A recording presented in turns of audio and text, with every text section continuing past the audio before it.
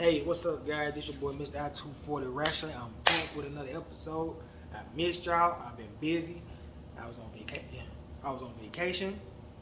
I was in Nashville. So pretty much you know where I was at. If I say Nashville, man, that was an experience of a lifetime. Hopefully, me and my dog Rob Unplugged. Check out his podcast, the Sup Podcast, too. Him and my dog JJ Moss. Check them out, man. They got some good hip hop content, so check them out. Hey. We got a lot of stuff to talk about, man. Especially with SummerSlam. But hey, if you like good wrestling content, this is the place right here, dog. Comment, subscribe, like, follow. Let's get them subscribers up, you know what I'm saying? I love doing this. Don't think I know I've been slacking on the episodes and stuff like that. But hey, I'm here. Y'all know what time it is. Let's get straight into it. I call this missed opportunity. WWE dropped the ball. New Day dropped the ball. This guy dropped the ball. I like him though, but I'm gonna tell you why. Alright. We can all say King Woods was a good gimmick, right? We can say it. Well, I can say it. But could you imagine if he went heel though? Woo! Man, that'd be crazy, right? But for some odd reason, they didn't want to do it. And I feel like the perfect time would have been at Crown Jewel. They would have, instead of Finn, they would have had Kofi and Xavier. Kind of how like when James Storm and Bobby Roode, I think Bobby Roode had won the what they called it, the Bound for Glory tournament and stuff like that. You see how Bobby Roode betrayed James Storm and he became the X Factor with the Selfish Generation. That's what I seen with King Woods, because you could tell in some of the promos he was kind of bossing Kofi around, like, oh, do this, man, and I'm your king, and treating Kofi like a jester a little bit. And he was kind of more arrogant. And I was just looking like, man, if he betrayed this man, this would be dope. But it never happened. What did we get instead? Another great match between New Day and the Usos. I mean, that was good. It was just like, we was tired of it. We was tired of it. And I want to see what Xavier Woods can do more without Kofi and Big E in the picture anyway. Especially with Big E being on Raw. And I was looking for the opportunity. I'm like, man, he got to turn it. He got to turn it. I think it was early this year at times. I think when they were doing their last episodes of the COVID era, I think when Kofi was free with Bobby Lashley, I thought Xavier Woods gonna turn heel then. But no. Same old New Day. Same old program, same old shit. Don't get me wrong, the shit is over, but it's just like, look where the New Day at now. They're lost in the shuffle. They lost in the shuffle. You can put them against the Usos, but it was just like, all right, here we go, another New Day, Kofi thing. They just lost in the shuffle. And I just feel like before then, for him, he could have exposed more of his range and acting skills or whatever he wanted to do to show, hey, I can be a heel too, and maybe one day I become champion.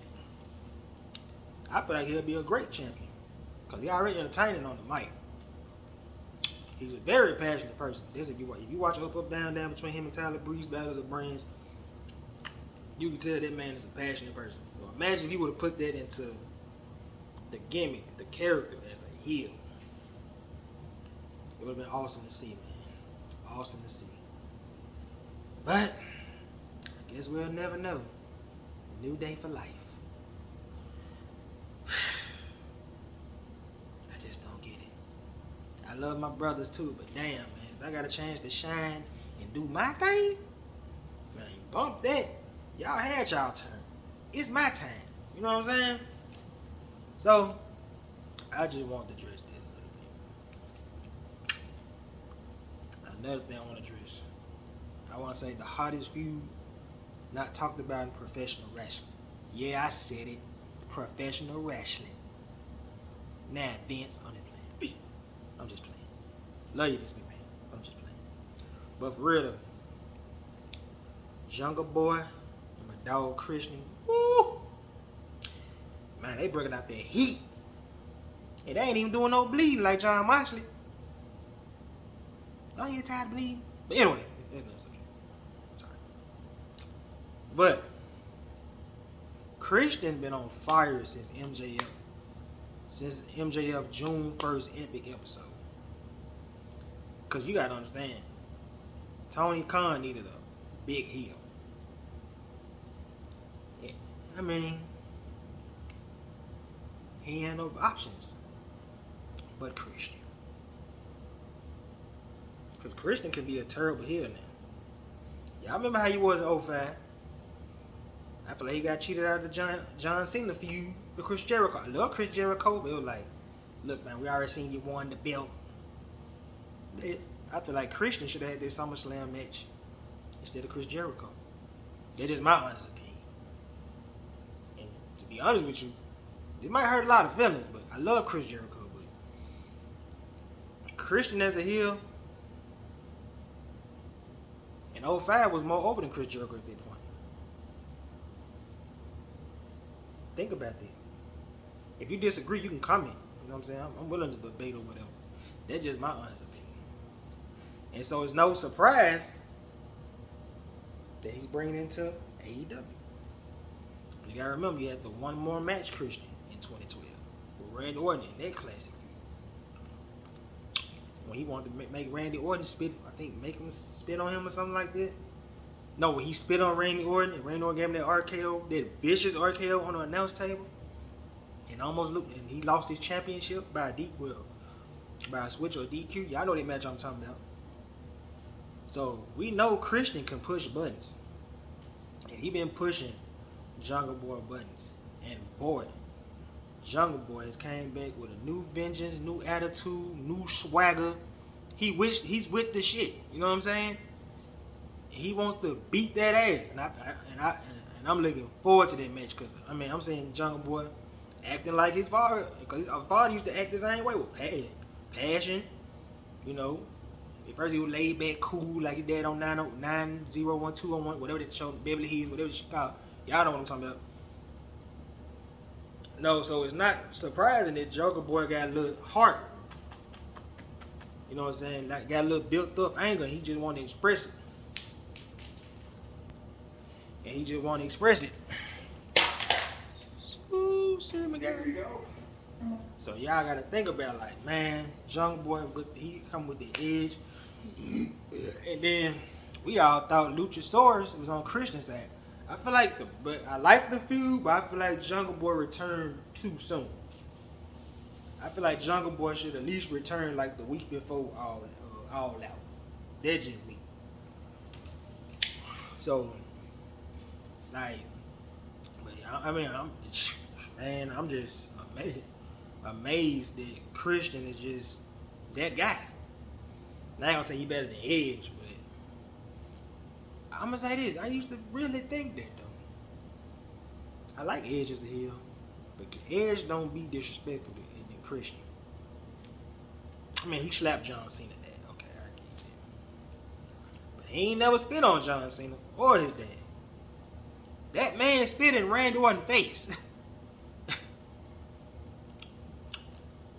So, with that being said, I just think this match gonna be, it's really the teacher, crafty veteran teacher, Christian, who's still mobile, who still can go with the best of them. If y'all don't think so, go check out that match with Kenny Omega, and go check out that match with Josh Alexander. Even though he won the Kenny Omega match and lost to Josh Alexander, Christian still go. And I feel like after this feud, I feel like either Christian or Jungle Boy should get a shot at. Well, I feel like Christian should get a shot at either John Moxley or CM Punk. I just feel like that'll be a good program, especially with Punk and both of them good on the mic and underrated. And I feel like Jungle Boy should at least go after the TNT title or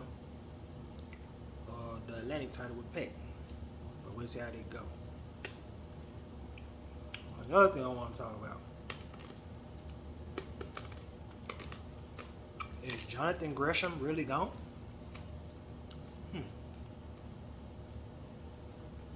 Now, a lot of you don't know, okay, but we all know about him and Tony Khan arguing at the Ring of Honor pay-per-view.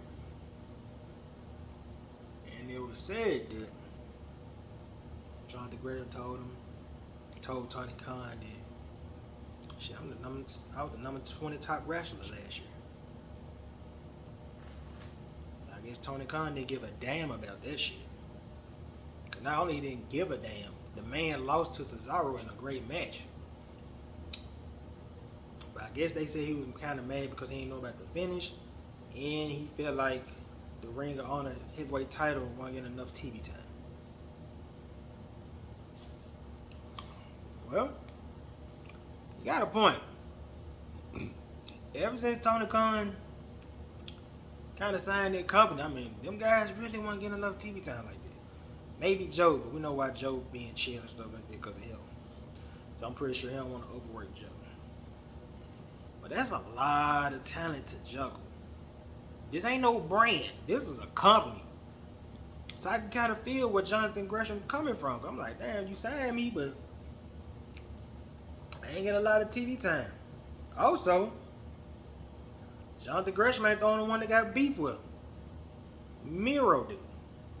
That's Russo, guys. But I like Miro better. But there'll be a whole nother episode we get into.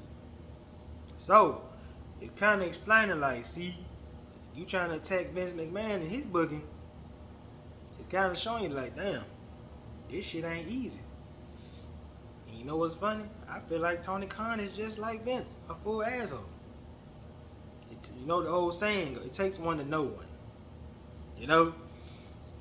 So it's just like, and Jonathan Gresham, the only thing I ain't like about that argument, he said I'm the top 20 wrestler, but I mean, I seen your promos, you're cool, but it's just like, you ain't got that you ain't got that And then you talking about the independence thing, oh yeah, dope. You know how to do that, you know, they don't care about all that mic talking. You know, they don't take much to say motherfucker or just come out there and wrestle. But if you looking for somebody to try to market and put them as a whatever Tony Khan calls wrestlers, superstars, or whatever, if you're trying to go to Comic-Con and stuff like that, he want the best of the best. You see who he got. Y'all seen the Comic-Con videos. Britt Baker, Chicks Entertainer, Orange Cassidy, the chill, cool guy, Punk, of course, Jade Cargill, and Darby Allin. You gotta have something that draws the people to you. And Jonathan Gresham just don't have that it factor that has the people just drawn to him. Like, man, I mean, yeah, best wrestler, but if you trying to be wrestler / superstar, I ain't even talking about making movies and shit like that. I'm just talking about just being a star that people rush out. Oh man, you Jonathan Gresham, what's up, man? Of course I know you. I'm a wrestling fan, but we talking about the average little 6-year-old that used to seeing John Cena and Day One's doing Usos doing this, or Darby Allin, put him in the coffin. You know what I'm saying?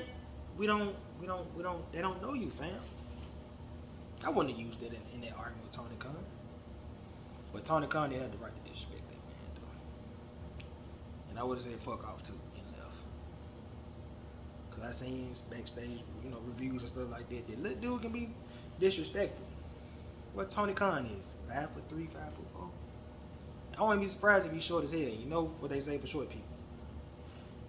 Cause I got a cousin who got this shit, and I love you, Pookie, but little man syndrome. You give a person small, short person small with power, shit. And plus, they gotta be the loudest one heard in the room. Vince McMahon ain't gotta do that. Vince McMahon probably like what, 5'8", 6 foot.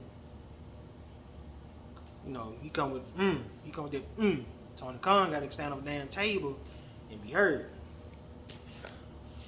So, hopefully it worked out for both guys. I hope Jonathan Gresham do come back, but for right now, they say he's done with wrestling, which sucks. But I feel like he's a pretty good wrestler. I just think he need more work on the mic if he want that respect from Tony Khan. I'm pretty sure his peers respect him, but your peers don't sign your paycheck. The man with the little man syndrome does. He does. So, I'm excited about this subject. It's time to play the game. Man, Triple H been dropping bangers since he came back. And so what about all these other guys? Man, I'm losing my spot. Don't worry about it. But some of these folks that he pushing deserve this spot. Karrion Kross deserve this spot. Dakota Kai deserve this spot. Now, Ero Scott, man, Shirai. Fuck that. I'm gonna call him Ero Scott and Shirai, nigga. Stop that name change shit. You know, Bayley's back, you know. And Bayley ain't missed a beat. She's still a heelish asshole. You know what I'm saying? So, and then, I mean, because Triple H did something that they haven't done on USA in a minute. You know what that is? Almost reaching 3 million views. So it just show you the vision that he has, and he know what he doing. All he needed was the ball coach. You know what I'm saying? He was little Magic Johnson, and Vince was Kareem. It's like, get your old ass out of here, man. You gotta go. Look, man, I'm getting tired of this kitty stuff. And look at it, he ain't showing no titties, no ass. He just giving the fans what they want to see. You know what I'm saying? You dig what I'm saying? So it's just like, man, and I see the rumors with Kross and Roman. I'm gonna be real. As much as I like to see that match go 1-on-1, I think they're gonna add Kross into the Clash of the Castles, and it's gonna be for the WWE title. And I can see Kross pinning Drew instead of Roman, so they can keep Roman still strong. Or he could pin Roman. You know, Roman Reigns ain't been pinned about 2-3 years. You know what I'm saying? He ain't lost the match. So there'll be a big debut to show, hey, you know, plus I've been a Killer Kross fan since day one on Impact when he was beefing with Petey Williams and, you know, the John Morris and stuff. And I loved that him and Moose was a great duo. So we all wrestling fans know that he had it. He just needed the ball. Instead of Vince, you got this man dressing like goddamn goddamn Russell Crowe and shit. Come on, dog. I'm gonna be real. Speaking of Vince, I think I told my friend this at one point. I think Vince was jealous of Triple H having better shows than he was. Cause you gotta remember, it was the times when we thought NXT was better than at least Raw. I feel like Vince can be like, even with Paul Heyman, I think anybody that shows they got creative activity and they want to bring new, different stuff to the bay, Vince either demote them, fire them, cut them. Cause think about it, how many times Paul Heyman been fired from WWE? Think about it. Think about it. And because when Paul Heyman ran SmackDown and what the 03, 04, that was some good shows. He was a great general manager. But it's just like, man, I'm just happy that my boy back. SummerSlam was crazy. His first production is SummerSlam. And better yet, speaking of SummerSlam, yo, that shit was crazy. Like seeing it live and seeing it on TV, don't do it justice. Even though at one point they had this big ass light on me and shit, I can't see. Like, god damn, nigga, get that light on my face. But look, drop my headphones. See that? Got that quickness, y'all. But anyway, that junk was popping. Like from beginning to the end, the atmosphere was crazy. I seen fake ass Jake Snake Roberts. Not fake ass, but it was a nice outfit. Randy Savage. I seen dudes, I had my DX shirt on, telling me to do the sucky thing. Man, the atmosphere was crazy. It was amazing. The crowd was lit. Man, it was just a good time. And then, should you give us a fast opening match between Becky Lynch and Bianca Belair? Yeah. I don't say it was fast. But if I had to rate this match out of 5 stars, I'm gonna go with 2. I'm gonna go with 3. It was good, but it wasn't nothing like the WrestleMania match. Now, that WrestleMania match was epic, classic. You know, I hate that Becky Lynch broke her shoulder a little bit. You know, there's a lot of back and forth. You know, and Becky being a true soldier, she came out and continued the match. Well, she ain't never leave, but she continued the match. I kind of figured she had broke her shoulder. I remember she was doing this, and then I seen the picture. I was like, yeah, she broke her shoulder. It was a lot of back and forth, intense counters, stuff like that with the her and stuff like that. And then Bianca Belair hit her with the move. And then of course the surprise return. It was so fun. I was like, man, you guys my homeboy. Shout out to Rob them Sup podcast, man. Check out them folks podcast. Him and my boy JJ Mouse. I forgot Brandon YouTube name or whatever, but I fuck with it. Check them out on the Sup podcast. I'm put it in the video. But so it was just amazing. And then I said, man, where Bailey at? Man, the music. Oh, yo, man, I got up like I was 12 years old. I was going to cry. Like, oh shit, bro. Man, it was crazy just seeing it in person. Like, man. Then they brought back Dakota Kai. Triple H do. It's that Triple H genius. The boy smart. But the Io Shirai in the group, yo, that surprised me. And then they had to stand out. I'm looking like, man, I was so looking forward to that match. I was like, bro, but you never know. They may add Sasha and Naomi to the field. Also, match number 2, Logan Paul versus The Miz. I'm gonna be real with you. That shit was a 4. Miz being great as usual. Logan is just a natural great athlete. It's just some people that we all gonna hate on that's naturally talented. Randy Orton went through it. The Miz went through it. Because when people see that you naturally talented and they feel like you didn't work hard or stuff like that, people are gonna hate on you. And they just know you coming for their spot. But the match was good storytelling. Started off a little sluggish, slow. But as the match kept on going longer and longer, it was a lot of back and forth. Miz doing heel stuff, slowing the pace down. I'm pretty sure they were probably talking to him. He was coaching him, hey man, do this right here. Hey, do this right here, man. Hey, slow it down a little bit. So, as it was going along, I'm pretty sure the Miz was probably calling the match. And it just produced a lot of good stuff. It made Logan good, especially that frog splash spot. That frog splash spot was amazing. It was crazy. And then it just like, everybody knew at that point Logan was gonna win. And then he hit Miz with the skull crushing finale. That was crazy. But hey Logan, man, we need you to get another special move, bro. Cause I can't have you just use your post finisher. I don't know what your finisher is on the game. I ain't played with you yet. But we need you to come up with your own finisher. That was good. Skull crushing finale. That's good. But I think Logan gonna do pretty good. I think with Triple H behind him, I think Triple H gonna let him be him.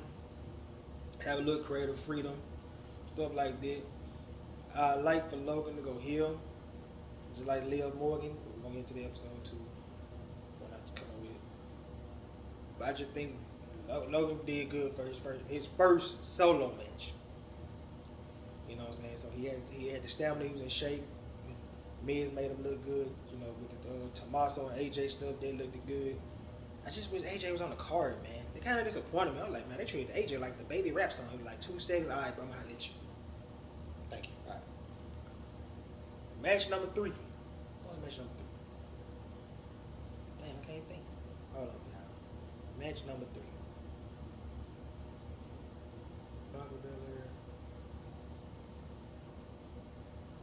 Oh, I think it was Bobby Lashley and Austin Theory. Well, I ain't got much to say about that match. That match was really like a 2. We knew Bobby was gonna squash the man, whoop his ass, whatever.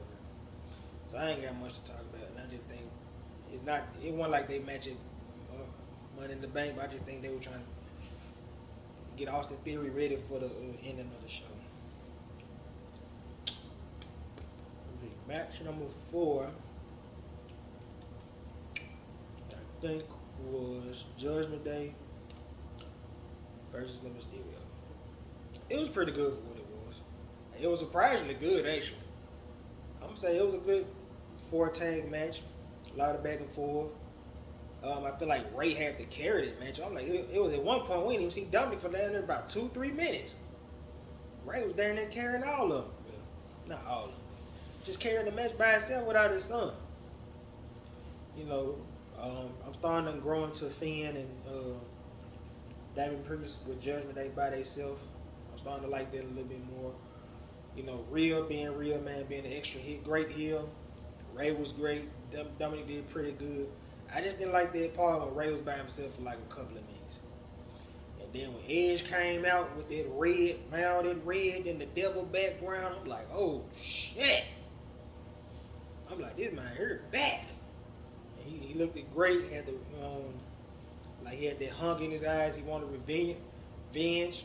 Cost them the match. You know, they had the shock look. I like how Damian Priest walked up the ramp instead of just waiting to get speared. I like how he took his time to go up the ramp and get kicked in the face. And I like how the encounter with him and Finn with the spear. Be honest with you, I like to see Edge versus Finn Balor, but that's a whole nother subject. And let me see. So what was next after that? If I'm getting the match order wrong, let me know. Put them in the comments and subscribe, stuff like that. The Usos versus Street Profits, that was good, but it wasn't good like the first one. But what I did like about that match, there was a lot of suspense, especially between Montez Ford, Jeff Jarrett, and Montez Ford with Dawkins. In the middle of the match, beginning of the match, especially at the end of the match, we all felt that Montez's heel turn was just gonna happen. You know, it was a great match. Usos hit him with the 1D or day one, whatever you want to call it, and it was just a good match for what it was. To be honest with you, I'm gonna be real with you. That Jeff Jarrett shit was a flop. I don't even see no point of Jeff Jarrett being the special referee. Just saying. God damn. Why was he there? I understand it's Nashville, all that bullshit. Then the match, the most disappointing match out of all of them, shockingly, Liv Morgan versus Ronda Rousey. It was trash, but we all know why it was trash, because Logan Paul and The Miz went overtime. But they could have did a better ending than that, man. I mean, look, I ain't a big fan of Ronda on the mic, but Ronda's is a very good wrestler. She deserved better than that. And I can see why she got raged and did what she had to do. And poor Liv, fuck the next episode. It's just like, man, I think my partners at the job, I think my Job Materials podcast, Mr. Sarah Wilkins, he called it. He was like, man, I can see them fans turning on her, man. And it's just like, after that, the fans turned on Liv. I don't know what was said on SmackDown. They booed her. I'm like, damn, we were just rooting for her to get to the top, but they just show you how fickle they is. I feel like wrestling fans been fickle since the Daniel Bryan thing. Anytime, like, little shit like that, they don't get their way, like, oh, boo, get your ass out of here. It was just like, bruh, y'all ain't even giving it a chance. Now, I ain't some of the biggest Liv Morgan fan. I think she's an attractive woman, but damn, give it a chance. Bro. Y'all just booing the women for no reason. I'm like, first it was like, damn, Ronda can't talk on the mic. Man, I'm tired of her and Charlotte Flair. Now I'm tired of Liv. It's like, bruh, give it some time to grow. You know what I'm saying? Like, that woman deserve a break. God damn, bro. Chill out. You know what I'm saying? That's all I gotta say about that match. It was trash. And they were just, and they set her up for failure. They really set Liv up for failure in that first time. I'm be real. Triple H, that was bullshit. I'm sorry. He did some Vince shit, but Vince ain't your stepdad. I understand. But boy, that main event, woo, that shit was crazy. Man, Roman Reigns coming out doing his thing, the fireworks, sparkling going off. Then Brock Lesnar coming out, fireworks going off. Then that man drove a tractor to the ring. We were like, man, what the fuck that man was doing with the tractor? Then they had the ring announcer introduction. Ooh, screw me. Going on and stuff like that between it. I ain't paying attention. I ain't know Roman caught the mic, man. Roman caught that microphone cold as hell. Then the match just started off lit. Samoan drop on the table. Man, they were going for a straight juggler at that point. I'm thinking they could start off slow. They getting the table out. Brock Lesnar being Samoan drop through the table. Then he had the tractor, did that whack ass stunt. I ain't like it. I'm just gonna drop him. That was trash. That was the only thing trash about that match. That match was a really 5 out of 5. You can feel the hatred between those two guys. Like, I don't know if it's professional. I'm saying like that character. I don't think they hate each other. Really, like I think Roman earned Brock Lesnar respect at WrestleMania 15 when he beat the shit out of him. And that's why Roman won 3 straight matches. But it was a lot of storytelling. It was a lot of suspense. Like it was like, damn, Brock Lesnar would not stay down. That man put him through the table, Superman punch, spear.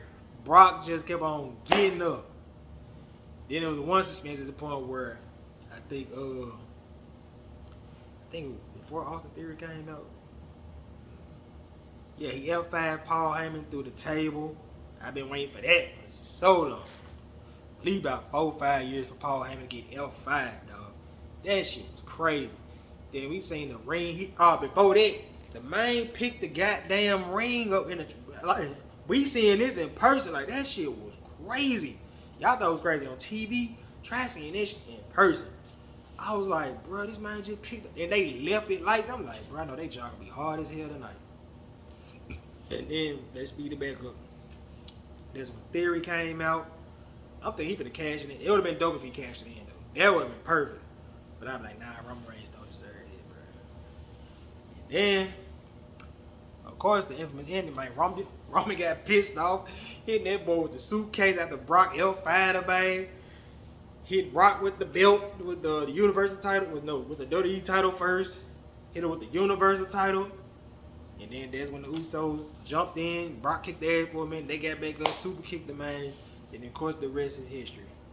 But if I had to rank SummerSlam, I'd give it like an 8 out of 10. It's pretty good. But hey, guys, hey, that's it. Hey, I love y'all. I missed y'all. I'm coming with more heat. Hey, if you like this page, check out my content. I'm out. Yeet!